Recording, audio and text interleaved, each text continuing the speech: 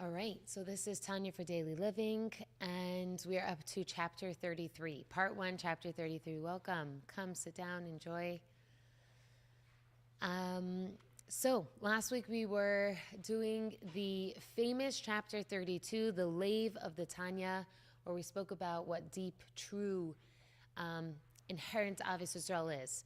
And we are continuing with that tangent a little bit into chapter 33. And what's interesting is chapter 32 is one of those chapters that really stand out in the Tanya, and chapter 33 also kind of has a reputation. It's interesting. Just to go back to the history of the Alter Rebbe and Chassidus and how the Tanya all came about. So, right, we know there was a lot of pushback on Chassidus in the beginning. Why? Because it was so new, it was so different, it grew very quickly. The Baal Shem Tov had so many followers so fast. A lot of them were great Talmidei Chachamim, but a lot of them also were the simple folk. And so, because there was already that rift between the tzaddikim and the simple folk, it was very easy for a tzaddik or a learned person, I don't want to say tzaddik, a learned person to disregard or to dismiss something that the simple folk were involved with. And it was very new, and so it was very scary, it was very different.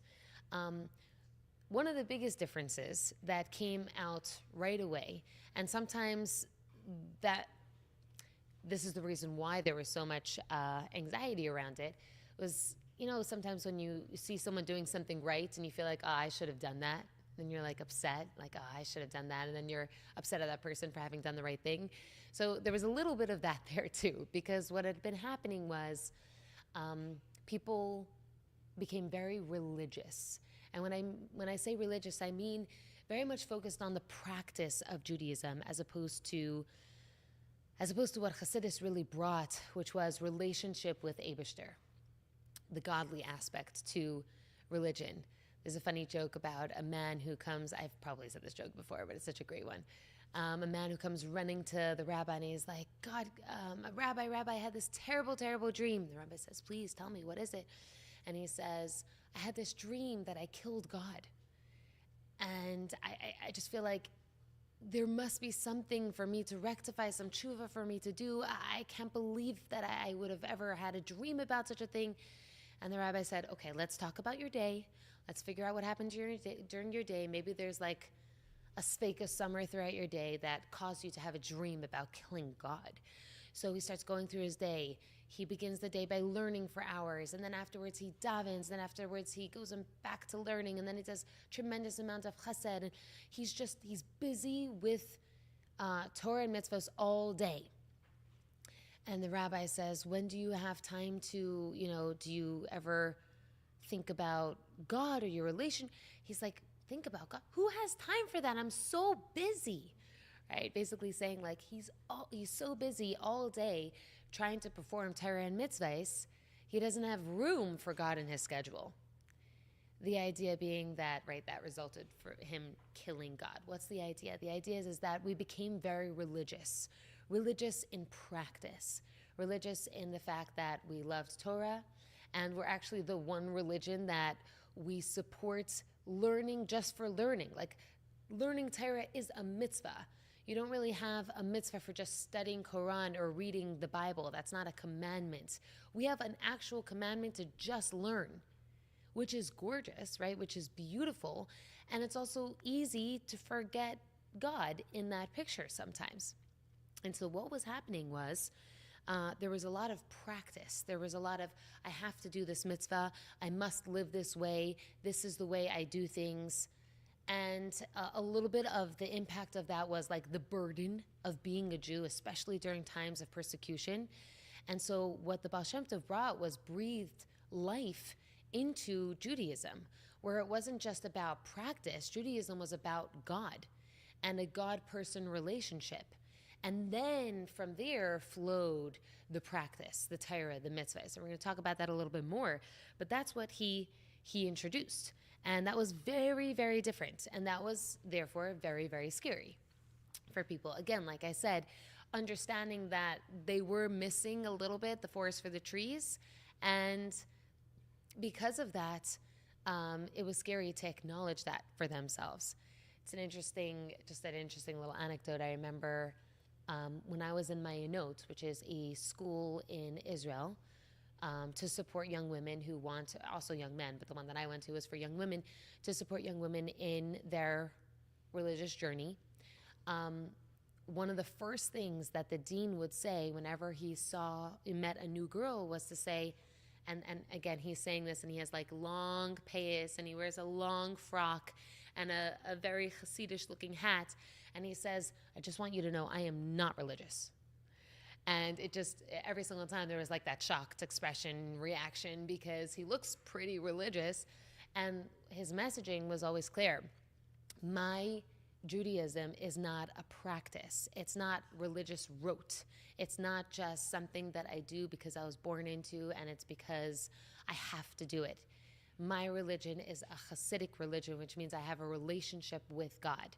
And from there flows my relationship, not my religiosity. I always thought that was so beautiful. So there's a famous story about Reb Levi Yitzchak Berdichev, who was a contemporary of the Alter Rebbe, who, so just to go back into the history, as Hasidus was sweeping through the countryside and the cities, Reb Levi Yitzchak Berdichev had heard about it and had become a Hasid of the Magid. And contemporary of the Alter Rebbe, and they were very close friends. They had a very beautiful relationship, very different, but very close. And when Reb Levi Yitzchak Berdichev came home and told his wife, now we are Hasidish, we are Hasidim, she was kind of confused. What does that actually mean? What it actually meant was there was going to be a lot of fighting going on because her father wasn't very excited about the idea. And so what ensued was a lot of conversation and arguing. And at one point, the story goes that his father-in-law said, just tell me about it. Tell me what it is. And so Reb Levi Yitzchak said, I went there and I learned about God. I know God. So his father-in-law, rolling his eyes, called a non-Jewish servant girl from somewhere else in the house and said, come over here. So she comes over and he says, do you know God? Do you know about God? And she says, of course. So he says, you spent 6 months studying under the Maggid Mizrich when this woman knows about God. Like, what did you do there for 6 months? What are you saying? And so Rav Levi Yitzchak's response was, she says she knows God. I really know God. That was his experience. After 6 months of learning under the Maggid, he came to know him, feel intimate in his relationship with God. And the reason why we're talking about this is because chapter 33 is all about faith. What is emunah? What is faith? So far, we've been consistent. The Alter Rebbe has been telling us all about ourselves, all about our soul, all about the two voices that we have, vying for attention. And now we're accessing a deeper aspect of our godly soul, which is the fact that our godly soul experiences God on a daily basis, on a constant, right? In the very, very, very beginning, we had spoken about the character traits of the Nefesh HaBahamis, of the animal soul, and of the godly soul. One of the character traits of the godly soul is that it goes beyond. It wants to understand more. It sees other. One of the character traits of the Nefesh HaBahamis is very much, I'm only interested in here, in this. I don't understand or pursue or want to know more. And a character trait that stems from that is lack of understanding that there's a God in the world, so therefore anxiety is a natural partner with the Nefesh HaBahamis. The Nefesh Elokis experiences the extreme opposite, a constant state of calm, because the Nefesh Elokis' experience is constantly witnessing God. The godly soul doesn't see all the klipa that we see, all the things that are covering over Hashem's essence. The godly soul sees and knows that everything is from God and is God and continues to be God, and it doesn't in any way get caught up in the klipa. Its perspective is constant acknowledgement of Hashem in its world. So what stems from there, and this is the Alter Rebbe's gift to us in chapter 33, is that you don't have to work so hard to have emunah, because you actually have it inside of you. It is your birthright. It is your always, constant companion. It is your experience always. Your nefesh elokis, your godly soul, has the experience of seeing God all the time. And from there stems the faith that there is a God, that he is there, that he is a part of my life, and everything that comes after that.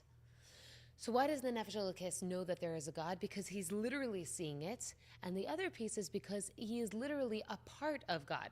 Not only is he witnessing him, but he feels a part of him. He is a part of him. It is a part of him. So therefore, there's no doubt in the nefesh elokis' experience of the existence of God. He has full faith. Now the question is what stops us from experiencing that faith? On a very deep level, we know it. So what is it? It's subconscious, right? It's something that's higher than reason. It's beyond reason. It's beyond our mind. And this is a very important piece about chapter 33, at least the beginning of Perek Lamed Gimel, is to really deeply acknowledge that there's some place beyond reason, beyond your intellect, beyond your mind, that also qualifies, that also has importance. Because oftentimes we just work, we kind of interact with our world from an intellectual place or an emotional place. And those are the places that we feel comfortable, that we feel like we know, that we feel are actually our constant. And it's crucial for us to recognize that there's something a lot deeper than that. The nefesh elokis is a subconscious part of yourself that is always trying to impact your conscious self. But our minds will shut it down. Our emotions will shut it down. And then comes the experience of feeling incongruent, feeling not aligned, feeling like, there's a part of me that feels one way, but there's another part of me that feels entirely different. So on the one hand, our emunah, which we know is an inborn trait, is our greatest advantage because we don't have to work very hard to have it. Because it's inborn, we have it. On the other hand, because it's inborn, because it's something we haven't worked hard to attain, it's something we haven't invested effort into having, it's very easy for us to also ignore and not see and not live by it all, and in ways go against. So that's the gift and at the same time challenge of having our emunah inborn within us. There's a story about Rav Green, which I've shared before, but I think it's interesting to share again. The story goes with Rav Green, who was actually a professor, that when he was becoming frum, he was still in the process, and he was speaking to Rabbi Feller, who was his rabbi in Minnesota. Rabbi Feller constantly told him, why don't you reach out to the Rebbe? The Rebbe is also a scientist. Not only is he a Torah scholar and know everything and give incredible guidance, but he also knows a lot about science. Why don't you just send him all your questions? You're a professor. You have lots of questions. And Rabbi, at the time, Professor Green, said no, he doesn't want to bother the Rebbe. Maybe this Rabbi Feller is too much of a follower of his Rebbe, believes too much of him. Finally, after much convincing, Rabbi Feller gets him to write his letter, and in it he's very clear. He writes all of his questions around Judaism, everything that he doesn't understand according to science. He just doesn't know how to make both worlds, the religious world and the scientific world, meld together. And so he brings all these questions, a very, very long letter, and sends it into the Rebbe. And this is the 1960s, and the Rebbe does not reply, which is super unusual for the 1960s.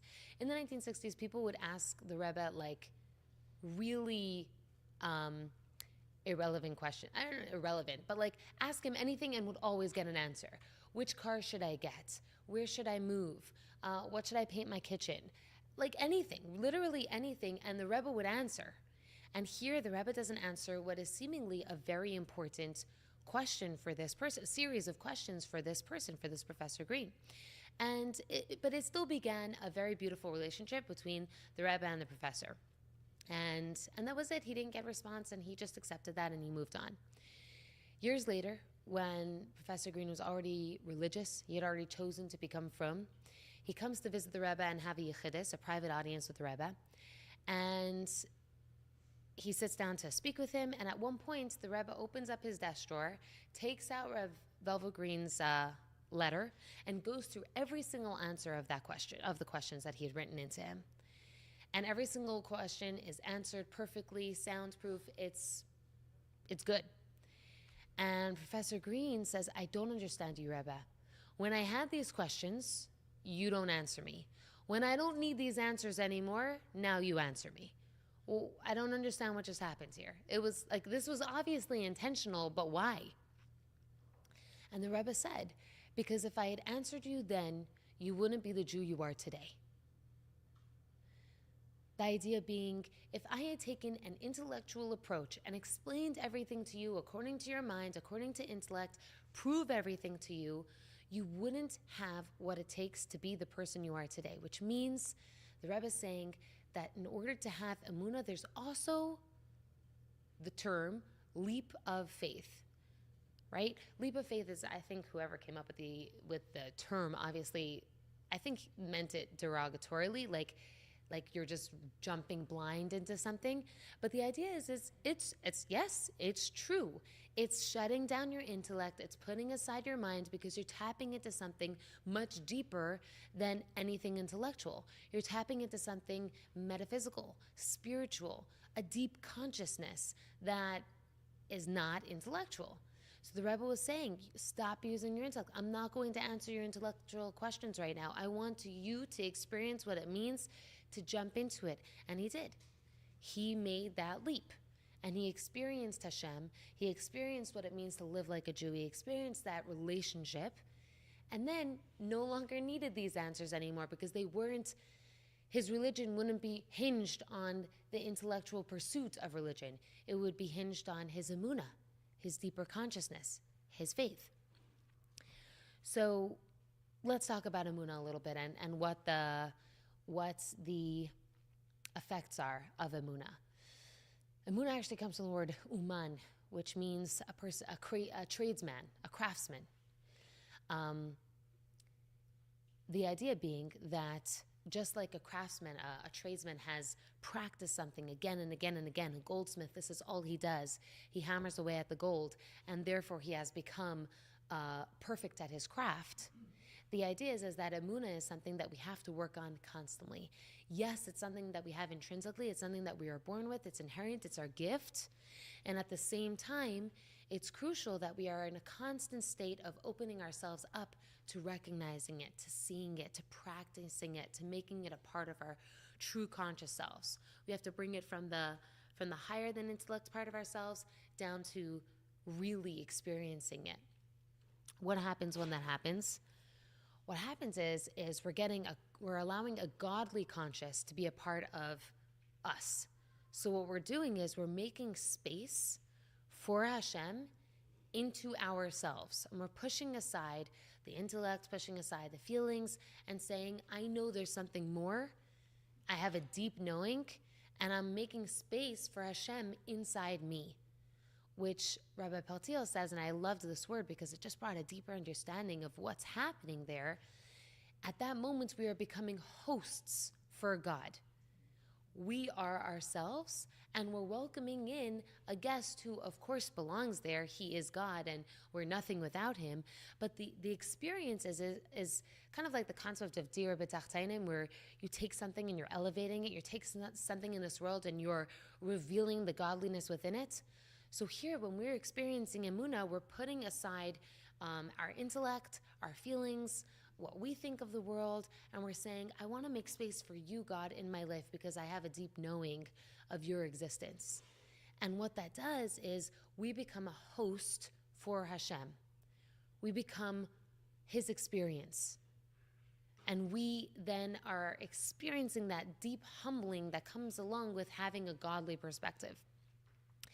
Now here's the clincher where the Alter Rebbe says, when a person has emunah, it should have an experience that comes along with it after. Something should happen to you. Something should feel after that. It should change you somehow. When you open yourself up and you host God within you, and then, afterwards you're not as conscious of God, whatever it is, in that moment something should happen for you. Just like lahavdil, if you were hosting someone that you deeply respected in your house, not just like that they came to the same shul that you daven at, but they literally were staying at your house, staying in your guest bedroom, eating in your kitchen, coming to your dining room, sitting down with you. What does that feel like? Do you feel fluttery? Do you feel excited? Do you feel humbled? Do you feel overwhelmed, a sense of awe? Do you feel happy? Do you feel joyous? Do you feel content? Is there a feeling of satisfaction? Like, wow, I've made it in life. Like, I have brought this person into my home. There should be some sort of emotional experience afterwards. That's the experience that the Alter Rebbe is looking after. Why? Because when you have that real experience, that human experience, an emotion, a thought, a humbling, what that was you just took a subconscious something, made it trickle down into your intellect, trickle down into your emotion, come into your real body where you hosted God. And from there, you're having a real experience. It changes you. It shifts you somehow. You're something different now today than you were the other day, because the other day you hadn't hosted this great person, and now you've had, and that's different.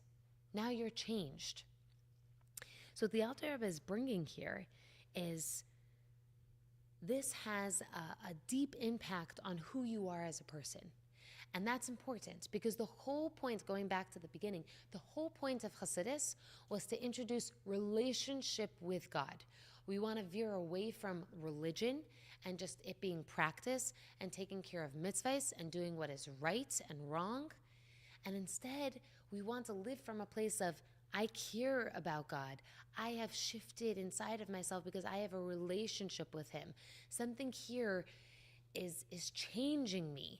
And from that place, I am practicing religion. From that place, I'm keeping Torah and mitzvahs. It's very different. So, a story about this, again, about Rav Levi Yitzchak Berditchev. There's actually two stories, and I heard this from a reliable source. I don't know if it actually happened, especially because they're two very similar stories, but I'll tell you both. So the stories go like this.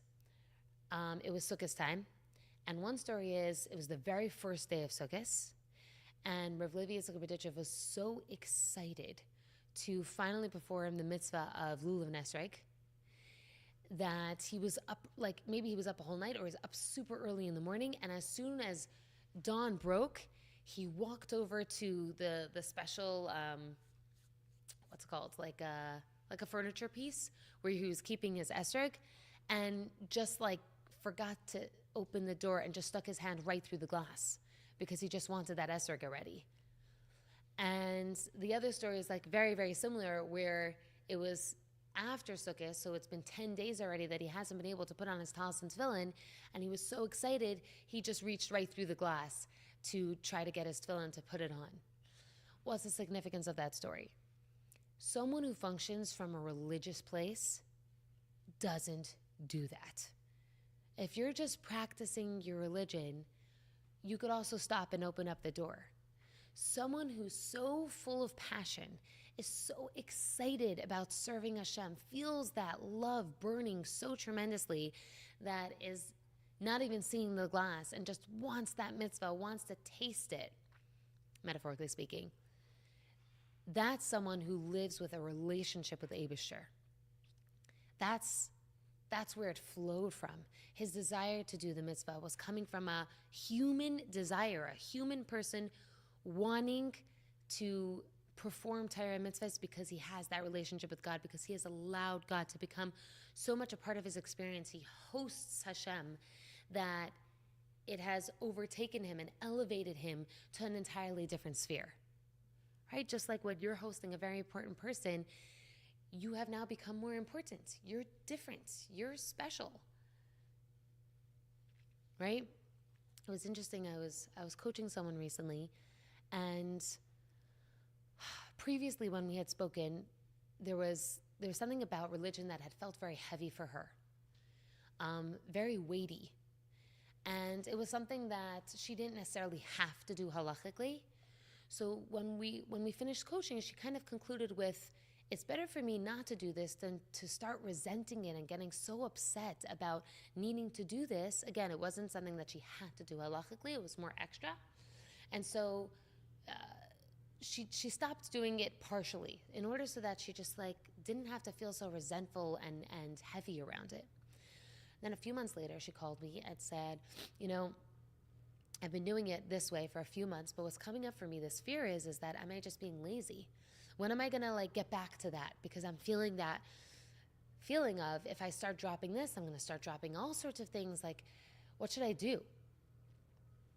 So this woman doesn't have a Hasidic background. And so what I felt like she was now ready to hear was, let's start actually now working on relationship with God instead of just practice. Instead of it just being like, I have to do this, I don't have to do this, and I'm feeling guilty that I'm not doing this. It's not a guilt-ridden religion. It's supposed to be a relationship with God religion. So let's start looking at that. How do you feel about your relationship with Hashem? Where are you bringing him into your world? Are you studying him so he feels like a friend, like a father, like someone who's a significant other in your life? Then from there, God willing, will flow this specific mitzvah that you're guilt-ridden around. And from there will hopefully come a decision to want to do this, to love to perform this mitzvah, to be excited and passionate about this mitzvah, instead of it feeling like a burden to you. That's the gift of what Chassidus brought to us. It's no longer a religion based on, what has been told to us, what we have to do, black and white, right and wrong, guilt. It's now a passionate Judaism that overtakes your whole body, your whole human experience, and transforms it and elevates it to something so much more. Instead of religion being tedious, it should be joyful. That is the true experience of the Nefesh Elokis. The true experience of the godly perspective is joy.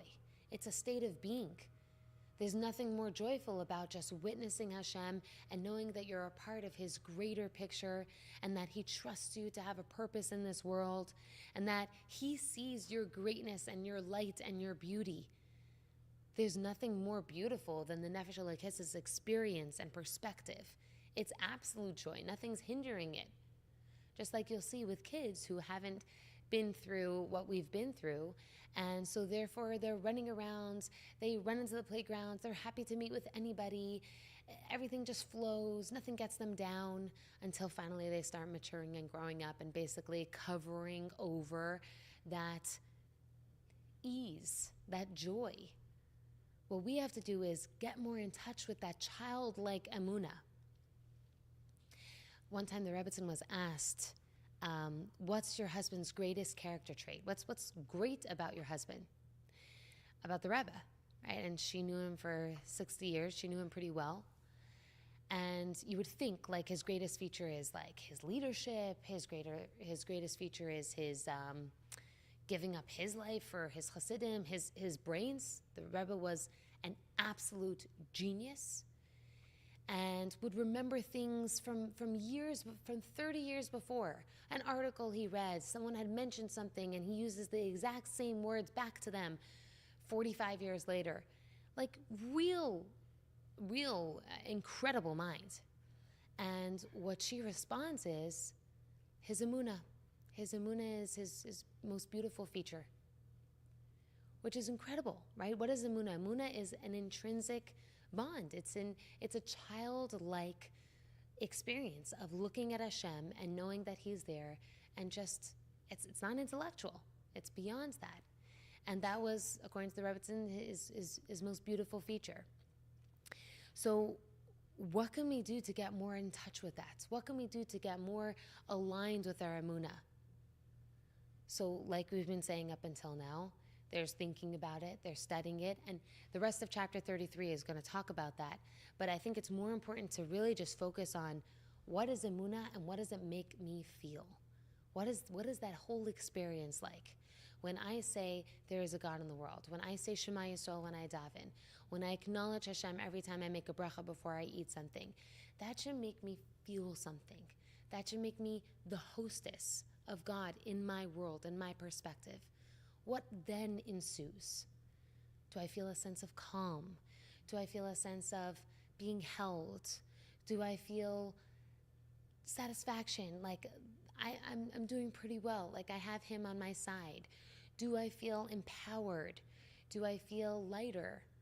Like, what is that experience? And allow yourself to humanly, right? Our human experience is important here. Allow the Nefesh Bahamis to come into this picture and experience that.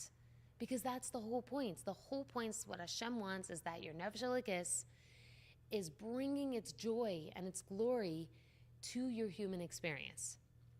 That's what Emunah is supposed to be. It's supposed to be us gaining that perspective from the Nefesh Elikis and making it real for ourselves.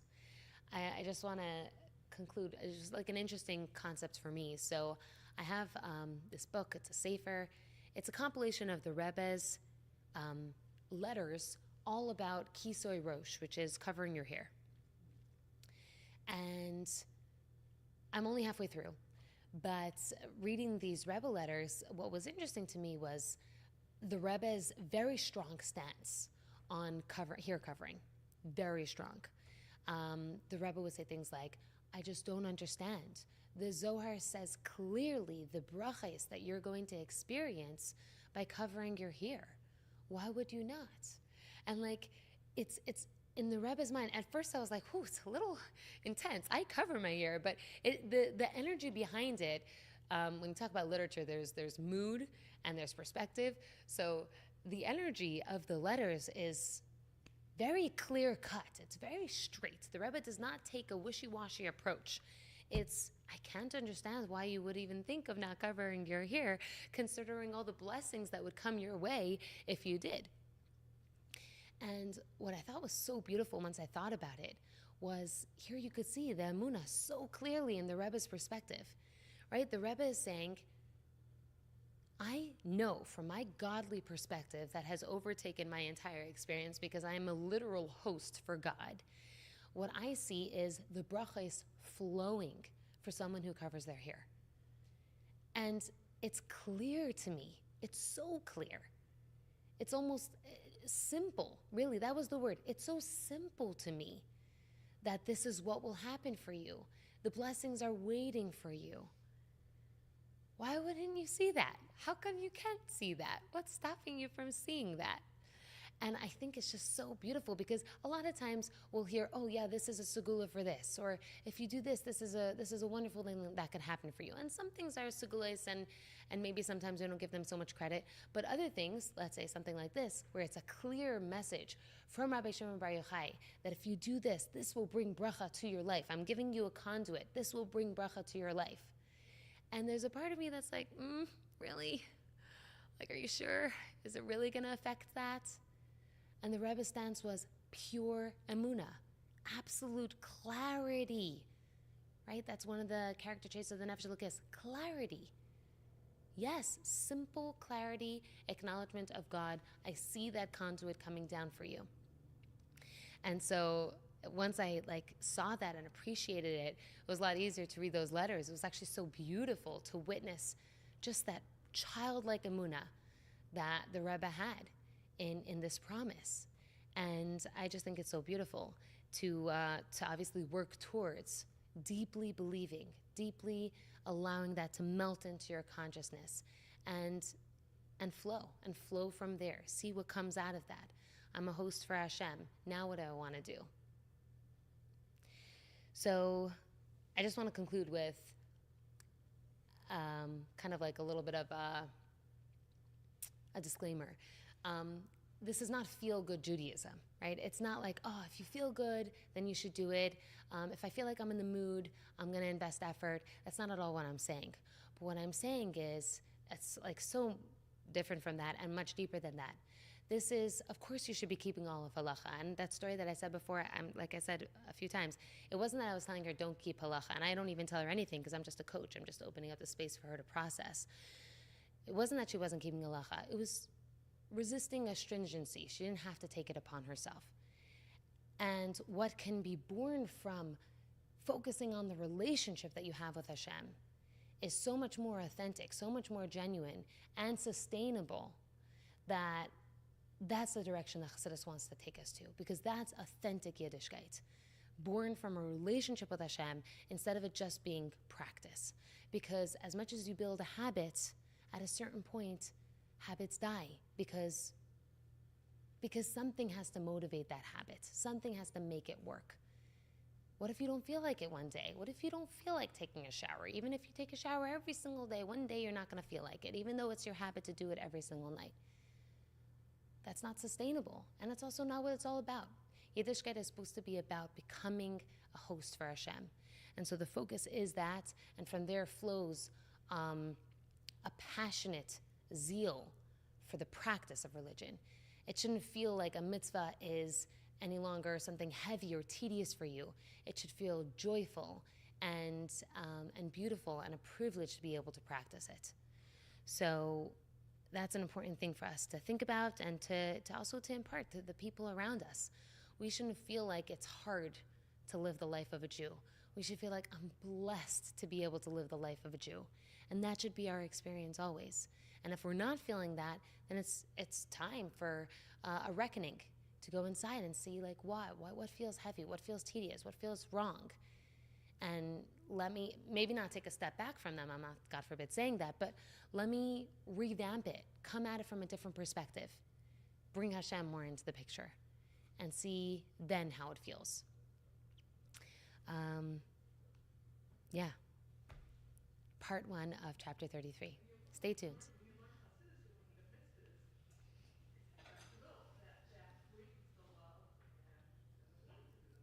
Yeah. Yeah, and the word mitzvah itself means savta, which means connection. Like, which is the same thing. Like, the more emunah you have, the more emunah it brings. Like, the more consciousness you have, the more you think about Hashem, the more you think about Hashem. Like, it rolls over into one another. But the same thing with the mitzvah. The more you experience that connection, the more you want that connection, the more you grow the relationship. 100%. Yeah. Yeah. It's interesting, you were talking about, there's the strictness of doing the mitzvahs, and then there's the idea of focusing on relationship with Hashem. Excuse me, you very correctly at the end pointed out that this is not feel-good Judaism, and two words popped into my mind when you said that, Gevurah and Chesed. Mm. So maybe if the Gevurah, the strictness is the following of the mitzvah and the strictness, then we need to, it's like a recipe. You need flour and sugar and the eggs to make, and then they blend together and you don't see those individual parts. You need that joy and that sense of relationship and warmth and intimacy to do this strict things. When we love a child or someone that we love, we might do some tasks that aren't necessarily fun, the task itself, but it's part of the joy and the tenderness and the sweetness of loving that, in this case, a person, in our case, the master of the universe. Yeah, that's beautiful. I love that. Using your inborn midas to actualize what we're talking about here. Yeah. Yeah, and it's true. I know for myself that if I were to look at the midas, like on the Sphera chart, there were certain midas that I related to a lot more and acted from that place a lot more. One of them being Gevurah for sure, and Netzach also. Very much a Netzach person, very much a Gevurah person. And those are midas I kind of just got into the habit of leaning on all the time or interacting with the world with all the time, as opposed to introducing a little bit of chesed or a little bit of tiferes would have been maybe nice. Yeah, we have lots of meat options in our spiritual pantry. There's some cinnamon, there's some cumin, there's some cayenne. It doesn't have to be salt and pepper. Salt and pepper is great, Right. but we have a richer palate. I'm sorry? I said no cilantro. No cilantro for me. No cilantro. You can use cilantro. That's amazing. Cilantro's other people. That's so great. Yeah, so much opportunity there. And what's beautiful is that it's already there. We have everything. We just have to access it, which is hard, but yeah. Thank you. So much. Yeah, Thank you. sure. I almost put in cilantro. It was sitting on my counter, and I was like,